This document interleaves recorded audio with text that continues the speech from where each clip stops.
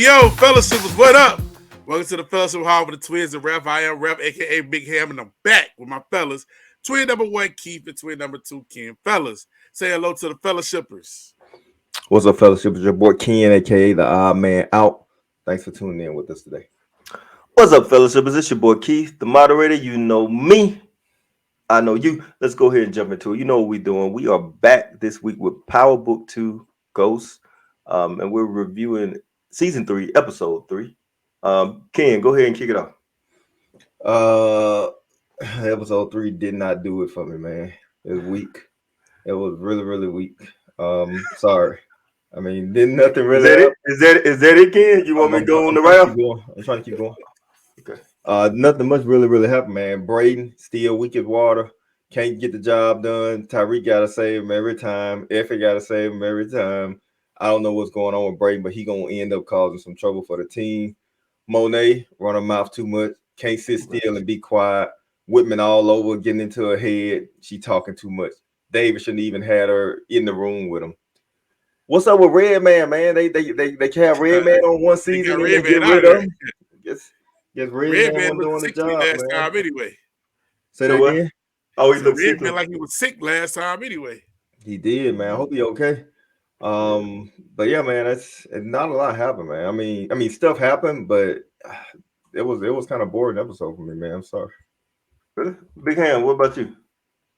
Yeah, man, I thought it was a stale episode as well. I thought it was still. What was funny was, I clown Kid off camera because Kid think every character don't add nothing to the story. He don't want nobody but Ricky Kane on it. But it was kind of stale last week. I was like, dang, Kid justified. But it was. But one thing that was, that I took hold of was Kane is back to being an idiot again. Like, he had that one episode of being smart. Now he's back to being stupid. And then, like, this organization, like, these people, why don't these folks understand they need each other to survive? Yeah. This organization is so discombobulated and disorganized, it really irritates me. Like, backstabber, man. They all do is backstabber. Like, first of all, if he asked the girl to come on board with them to sell, and she was like, "No, Kay he power hungry. He just gonna run this little power of Lorenzo into the ground. And Lorenzo is a product to sell, and Lorenzo, being the A+ parent he is, go to have his daughter sell it in the same spot where they already got." Hey, Ralph. I'm sorry to ask. Ralph, sorry to interrupt you, but Lorenzo, what do the kids call Lorenzo? I'm not gonna say it. You gonna have to say it. I refuse to say it. Go ahead, man. I shall not. I shall not be moved like a tree that's planted by the rivers of water. Go ahead with your review, man. Like, then he's trying to get Diana to sell it out from her job. That's a perfect cover, even though they already got the same weight already moving in another way on Stansfield. So they happened. And then one second, Ralph. 1 second, my bad, but how Lorenzo knows she worked there and Kane didn't even know? You know what I mean? Talk to Lorenzo more. Maybe, man, but that's his baby girl. That's his baby girl. He ain't giving her no money. You got nothing. Go ahead, man. And then, what's the purpose of Kane putting Brayden in a chokehold and putting the gun to his head? Because he did kill dude after they had already after Lorenzo came to his aid and already squashed it. They got the people, the Castillo's working for him anyway. What's the purpose of doing that? And now why he trying to go behind Rick and talk to Effie? Y'all all in the same organization, man. But other than that, I thought the episode was stale. Like they just switched Red Man out on us and didn't tell us nothing. Just even though we don't care about that storyline at all. We don't care about that. And look, we got rid of Everett. And then here we go. We got Drew having sex with somebody else already. Like, why is it always Drew? Yeah, he on the app. He on the app grinding. Why is it always Drew? If he don't get horny, what about Diana? Why is it always Drew? I think Lorenzo stopped Diana. Lorenzo did stop Diana. He ain't gonna be able to stop her next time. Man, that had to be a scary feeling. You know what I mean? Like in a college They room, grown, I man. know, right? put up the But the dad is saying criminal. that The And dad is criminal. the forget daddy the a criminal, criminal. the killer. Forget the criminal, man. Just your parent walk in. Yeah. Nah, Again, it's it's too different when easy you for know people the to get parent. around on It's different when standstill. you know Standstill. your girl parent, a hardcore criminal that just got out of prison on a technicality. Yeah. They add something to it. But yeah, like kids said, I thought it was still an episode, but I felt like not only was it still, but it was a little rushed. They was jumping around just a little too much in the That's a good episode. point. Like even the scene where Reek had Brayden's back and killed the Russian dude. They ran down the street a block and went into a restaurant and and They all good. all good. Like that was kind of odd, but and then I said this organization, these people are crazy. Like Drew upset that Cade in charge. Cade in charge, and now he turned into a power hungry villain, and then lost his mind, being an idiot all over again. Like, is he gonna be smart? Or is he gonna be an idiot? Y'all gotta pick one power. Yeah, that's a good point. But yeah, I thought it was a decent. I thought it was as kids said a filler episode. Filler, And yeah. hopefully episode 4 bring back the action. Okay. I mean, not bad takes by both of you guys. This definitely wasn't an exciting episode like the previous two, but unfortunately, unless this is Snowfall, this is not gonna always be like that. Like Snowfall last season, we've been saying it. Every episode was like a moneymaker to me. But anyway, we back on Power. So what do y'all think about Kane offering D money, like almost like humanizing Kane? I think that was. It's his sister. He's still a savage, right? Or is he? No, it's his Anyway, sister, man. He ain't interrupt the family. Yeah, that's why he And had then Lorenzo he beat up been beat up attacked on Drew. her because our anti-American guy to threaten to kill her. Yep, that's why he was concerned. Yeah, Kane got a heart. That's a good point. So back to Rav's comment about Kane, back to being an idiot. You know what? Let's just take out these guys. And Drew, the calm head of reason and smart. Like Lorenzo is kind of right. Like Drew's like, why would we take them out? Let's just hit the connect. Like that was smart. And we become the connect. That was smart. It wasn't even that it was smart. It was obvious. It's what you do. Why would you take out dudes that you need to work for you to help you move all this weight? Yeah. You're going to kill the dudes that you need to help move you the weight instead of just taking out a connect and becoming the connect. Yeah. Come on, man. Listen, they'd already took out the connect the week before Rav that you didn't get a comment on. Drew took out their connect, so I guess taking out connect was on his mind. Let me push this guy in front of a delivery truck and then turn around and walk away with my hood up and nobody noticed. Come on. Terrible scene. Came in my notes, Kane being reckless, like Rav already said. That was one of the things that stood out. Like we were thinking, maybe Kane has turned a new page. That joker must have went back. Yeah. Monet, Kendrick, you already said it, man. What is Monet doing? She just can't keep her mouth closed, man. You said it. You said that. I didn't say that. Shut up, Monet. And the crazy thing about it, Monet ain't even involved in the business right now. She just a sideline mourning. Yeah. And one thing that y'all did mention, but y'all didn't mention directly, but I think it should be mentioned. The way Lorenzo falling back to Kane so blatantly, and nobody is really picking up anything. I mean, Drew is like, I don't like this, or what's going on, and then walk out the room. Come on, man. He's falling back so much. It's clear that Kane got something over him. It's clear. And you know what? I would be like, maybe it's got something to do with Zeke. Like because that's the only way he can be pressuring Lorenzo is if it's something that'll make Monet go crazy. These guys supposed to be smart, but they ain't that smart. I don't know. I don't care about Davis' brother, Redman, or the new guy that's playing him. Don't care. I'm tired of Sachs. I'm tired of Jenny. I'm tired of Whitman. I'm tired of Blanco Rodriguez. I'm tired of all these guys, man. And Sachs is just getting dirtier and dirtier. I'm gonna help your brother, but I'm gonna take a quick snapshot of you with Monet and Reek. And they ain't nobody even looking to see this. They reckless, man. Like nobody. What are you holding? He sent it to Jenny. Oh, I missed that. I ain't seen him. Did he send it to her? She didn't show it, but she said that she had proof that they were working together. What if I have proof that they're working together? Like she what's it called? Yeah, man. Maybe I was fading in and out of it. It's possible. It's possible. I mean, I still like the show. Don't get me wrong. I like the show, but it was weak. It was a weak episode. I wouldn't say weak, but it definitely wasn't as exciting as what we were used to. Man, it was SWV week, bro.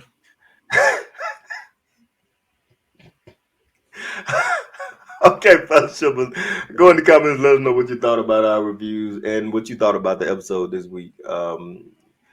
We had some comments last week. We're glad to be back. So make sure you keep letting us know what you think. I think you all know what time it is. It's time for our next segment. I'm gonna let Big Ham go ahead and explain that segment. Our next segment is the Gots to Go segment. And that's the segment where we name 3 people who has gots to go from the show because they're being a problem for our criminal protagonists. These people are making it hard for us to get the job that we need done, and we need them gone. When we say we need them gone, we need them brutally off, murdered, out of here for good. And now from our top 3, from 3 to 1, this is our Gots to Go. Okay, thanks for that explanation, Big Ham. We're gonna let you start it off. Who's your number 3 got to go? My number 3 Gots to Go, and she's been on my list quite a few times throughout these 3 seasons. And my number 3 is Monet Tejada. Nice. She got to go, and the reason she got to go, aside from the fact that she's frowning and angry in 100% of the scenes, she got to go because she is acting all frazzled by Whitman, and she hadn't even done anything. Nope. She didn't kill Kara. Or maybe she did kill Kara. I guess we don't know. She did kill Kara. You think so? I thought she I don't think so. I thought she walked off and Kara really just killed herself. I don't think she hugged Kara. I think Kara really did it herself. But she acted all frazzled from this dude. You supposed to be a hardcore criminal. At one point in time, you one of the biggest drug dealers in the city. And you getting all frazzled and running your mouth all crazy whenever you see this dude telling you. Mm-hmm. It's just, and then another thing, if she goes, that kills their case once again. So my number 3 got to go is Monet Tejada. Wait, Big Ham. Like I said, it's rinse and repeat. They always think they have a case and get in court and lose. Yeah, it's going to happen again. It's rinse and repeat, and then if something happened to her, they don't have a case again. So let me pause, guys, to go just briefly. Who is the criminal protagonist? Singular, plural, whatever you think. Who is Tariq? It's Tariq. Is it solely Reek? Is it solely Reek? He's our main criminal protagonist. But you know what I'm saying? Like, you would think that the people that's in the organization, Brayden, Iffy, are also criminal protagonists. But Kane, I don't know whether Kane is the criminal protagonist, criminal antagonist, because he's so freaking idiotic all the time, dog. Yeah, that's true. But the main criminal protagonist is Tariq St. Patrick. Yeah, okay. Right. Ken, who's your number 3? So this was a tough one, man. I almost put the episode as my number 3 got to go. But I digress. This week, man, I'm putting Brayden on the list. First time, man. But Brayden is just, I don't know, man. Brayden he want to be so hard, but he can't be hard. And when he need to be hard, man. And so I don't know. I'm not over his character, but I'm kind of over his character, man. So wow. I think the fact that he again couldn't kill this guy, Reek and them had to save him, and he still want to be so hard down with Kane, but still Kane constantly punking him and constantly being mean to him, but he still want to ride with Kane, and then go behind Reek back with David like that. So try to get them together with him. And it would be cool if he wanted him to be there because that's his boy, and that's what he want to do. But I think he wanted him to be there so he could witness those guys being druggies there, so he could try to get products sold there. Because I think this is kind of a game to Brayden. Brayden is doing this for the excitement and the adventure. Yep. So I got Brayden as my number 3 got to go, man. That's a good point, man. I mean, it's kind of surprising that you put Brayden there. It makes sense, but I understand. Like Ralph said, they should all be a part of this criminal mastermind organization, but it's like it's one for themselves some of the times. I still feel like that. I'll let you talk. Yeah, of course you are. Only thing about it though is if Brayden goes, that goes the organization. That's true. Right now. Yeah, it's a risk I'm willing to take. Okay. Okay.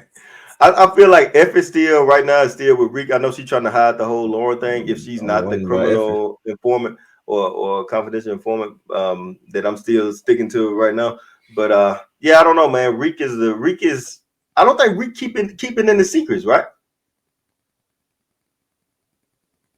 I don't think Reek. I think Reek is the only one not keeping any secrets. Yeah. So far. Right now, So far. Yeah. Okay. All right. My number 3 guys to go is going to be the first time this person has been on the list. And maybe a little petty. It probably should have been Monet. It could have been Monet, but since we put on her last week, I decided not to because she's still part of the criminal organization, Ralph. I mean, I'm still looking at them as a whole. You know, each piece is important. But my number 3 got to go is this TA Salim, man. I don't care for the whole. Yep. I don't care for the whole interaction with D. I feel like that he's going to potentially try to turn her against the family, which is also part of the criminal organization. I feel like it's an unnecessary distraction. Not adding to the story, man. It's not add to the story. Like Nope. D is upset with Tariq, right? Or upset with Effie, which we saw a great interaction between those two female actors. I thought that was a pretty good interaction. And Effie was calm Barely the add whole to the time. story. Effie was calm. Effie was calm the whole time. I thought it was a good scene. D was emotional, and Effie was like, "Hey, I ain't fighting over no dude. Listen, I did tell you that you shouldn't be with him, and it wasn't for me to get with him. It's because I'm in this mess with them. You know, we have this bond that you just don't have right now." But anyway, Salim needs to get gone. I wish Lorenzo would have been a real deal father and off them right at that point. I wish Kane would have off them when he saw them talking together. What you talking to your TA for? You need some tutor? Hey man, But anyway, you sound jealous, bro. jealous. You sound Who like said? I didn't say you didn't grow. You said you didn't grow. she had grown, and she had, and look, she had fell off any in this episode. She's My, still hanging in there tough, bro. You hear my me? number, Tough. my number two, my number two got to go. It's Detective Whitman, man. Detective Whitman is a thorn in the side of everybody. He's rattling Monet. You know what? The only positive about Whitman is he's trying to take the focus off Tariq. That's it. Yep. That's That's all the only about positive. him. But Yep. the thing is, he's still putting pieces together, man. Whitman is my number 2 guy to go, even though he's kind of sidelined now. That might be why I didn't put him as my number 1. But since he got sidelined, he's still interfering. So Whitman, my number 2. I Right, go did ahead. like that he called them out about their infatuation with the St. Patrick's. Yeah. I did like that he called them out about that. So Yeah. that's why he died on my list. Go ahead with your number 2. My number 2 got to go is Kane Tejada. Yeah, Kane from the sands of West Africa. That dude. No. He's supposed to be Afro Latina. That man just Afro.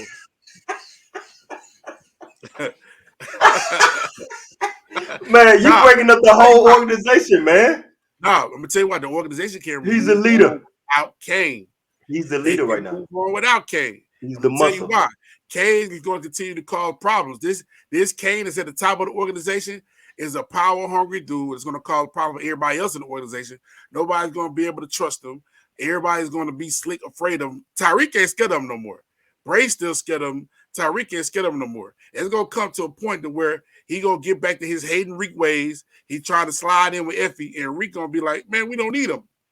We don't need him. Let's go and get him out here and move on without him. Lorenzo can step right in where Kane left, and Monet can get back to working. I mean, Kane is really, even though he feel like he on top right now, when you look at it, he really expendable because the Castillos has a relationship with Lorenzo. They Frank kids. The rest of the guys, the Bronx, the underworkers, those are Lorenzo guys. Lorenzo didn't want to have him work until Kane pulled a drop on him. So Kane is really expendable. So if he gonna keep on putting out people in headlocks and putting guns in their faces, he can go home. He can get out of here, and we can get him up out of here. So my number 2 guys to go is Kane Tejada. Man, you don't want Monet to have any more sons other than Drew, huh? Not a bad explanation. Sure, she can go with her sons. They're both of them on the list. You're right. Or they on the list too. Ken, go ahead with your number 2, man. Yeah, Kane, my number I don't 2. know about Kane, man. My number 2 is Whitman. Whitman needs to go. But like y'all said, the only positive about him is that was 2 positive. First, he diverting attention from Tariq, and second, he making stupid moves that's jeopardizing their case against Tariq and everybody. So it's Whitman though. It's nothing else for me to say. Whitman is a thorn in everybody's side. He keep messing with Monet. Monet about to have him killed, or David's gonna get him arrested. So the wheels may already be in motion, but Whitman getting on my nerves. Man, why would Davis confide in Sachs about all that stuff about his past immediately? We made a Sachs put it decision as a together. family. Sachs put it together though. I Yeah, mean, man. He a lawyer. He know better than incriminate himself like that, He man. shouldn't have said nothing, bro. Go ahead with number one, Ken. my number one is Cooper Nancy Sachs. Need to get Nancy. rid of Cooper, man.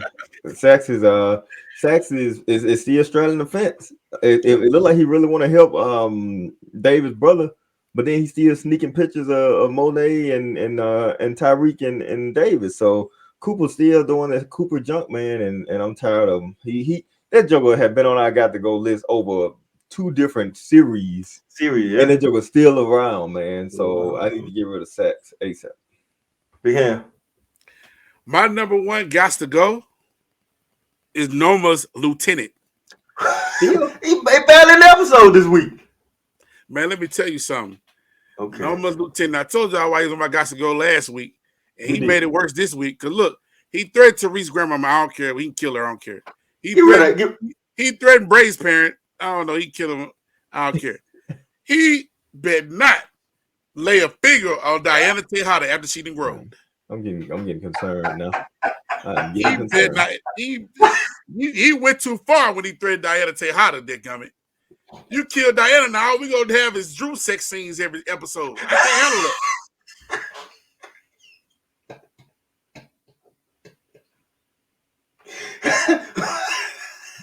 He got to go. He went too far threatening Diana. My number one got to go is Cooper Man, Sachs. I don't want another P Valley. I just want to watch Power. My number one got to go is Cooper Sachs. My number one got to go is Cooper Sachs, man. For all the reasons that Ken said. Listen, man, I feel like that Cooper, in his mind, thinks that upholding the law is first and foremost, no matter what. That's why he want to help Davis, brother, because it's right for the law. And that's why he's trying to take Tariq them down, because he feels that he knows that they had all kind of dubious dealings in the past with back to Ghost and now with Tariq. So Cooper can't be a defense attorney. I think we said this last week. You can't be a defense attorney with a moral compass, man. You know what I mean? You can't. You can't play both sides of the fence, man. You can't be disloyal. Yes, that's the problem. He's disloyal. He's disloyal because of his moral compass or his presumed internal moral compass. Man, that Joker trying to get with Jenny. He's trying to get with Jenny. No, I don't think it's all because of Jenny. It got to do with like Whitman said, they're infatuated with the St. Patrick. He never could get Ghost and Tommy, and now he feel like he just got to get to reach. Yeah. So okay, that's it for our Gots to Go. Fellas, make sure you let us know what you thought about our 3 Gots to Goes. I think we had some different ones this time, but let us know who you got. If you got somebody different or you disagree with what we got. Probably likely to disagree with what Big Ham says, but that's fine. Yeah. So Big Ham, did you care for Tommy on Ghost on Power? Yeah, I like Tommy. Tommy was my guy. Tommy's Kane, man. No, Brayden is Tommy. No, he's not. No, he's not. Brayden is Tommy. Kane is Tommy. Bro, who was sitting at the table? Kane who was sitting at the table after they killed their Russian dude when Tariq said we're family? Tariq is Ghost. Effie is Tasha. Brayden is Tommy. Tariq is Ghost. We're family. Tariq is Ghost. Effie is Angela. Not Tasha. Nah, Angela was the law. Angela was the op, bro. Effie is Tasha. Rick told her. He said, "You gonna be like my mom." Yeah. He said, "My mom was the real mastermind of all that." Yeah, and Brayden is Tommy. I don't think Brayden is Tommy, man. Kane obviously, the optics is supposed to be Tommy.